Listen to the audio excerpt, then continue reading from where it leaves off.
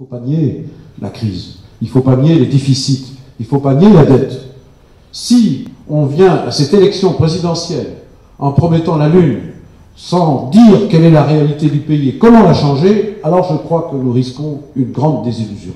J'ai été frappé par une formule que François Hollande a employée à La Rochelle, certains d'entre nous y étaient, au moment de l'université d'été. François Hollande a dit « il ne faut pas être élu sur un malentendu ». C'est arrivé déjà dans le passé, que nous décevions vite. Mais là, je pense que la gravité de la situation économique, de la situation financière, de la situation sociale, de la dégradation de nos services publics, la tâche est tellement immense qu'il faut d'abord dire la réalité des choses, l'état du pays, et dire comment on va changer les choses.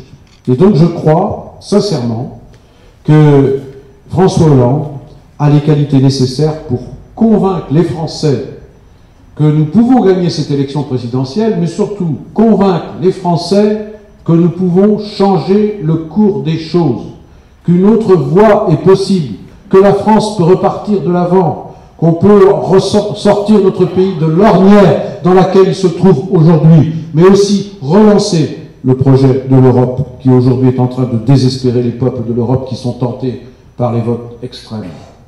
Alors vous allez me dire, le mécontentement est tel, l'impopularité de Nicolas Sarkozy est telle, qu'au fond, cette élection présidentielle, c'est un parcours de santé. Non, je pense que ce serait une erreur de croire cela. L'élection présidentielle n'est jamais gagnée d'avance, comme toute élection.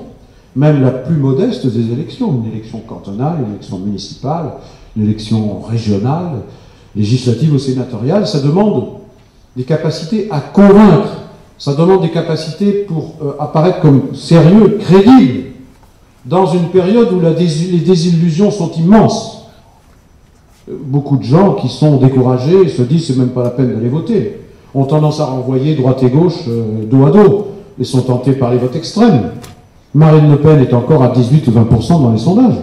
Ne croyons pas que les choses sont faites d'avance.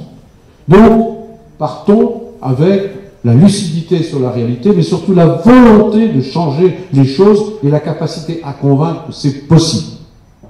Et pour ça, je crois qu'on ne peut pas biaiser avec la réalité de la dette. Et François Hollande l'a dit, notre responsabilité de politique, c'est de ne pas laisser à nos enfants et aux générations futures la responsabilité de payer des décisions que nous aurions prises ou des décisions que nous n'aurions pas prises. Donc je crois que c'est une question, j'allais dire, de justice, une question de respect pour nos enfants et nos petits-enfants. Donc partir de là. Mais vous allez me dire, si demain on gagne l'élection présidentielle, est-ce que notre programme sera de maîtriser la dépense publique? Non, ce ne sera pas que ça. Ça sera aussi de créer les conditions du redressement, du retour de la croissance. D'ailleurs, ne nous faisons pas d'illusions, nous ne traiterons jamais ni la dette ni les déficits si en même temps nous ne traitons pas la question du retour de la croissance. Alors ça, c'est essentiel. Et c'est vrai que si on ne dit pas ça, c'est absolument décourageant, mais surtout, la réalité nous rattrape. Si vous prenez par exemple l'Italie, qui est dans une situation financière difficile, dette et déficit. L'Italie vient de voter un deuxième plan d'austérité, très dur. 45 milliards, je crois, d'économie en 2 ans, c'est considérable.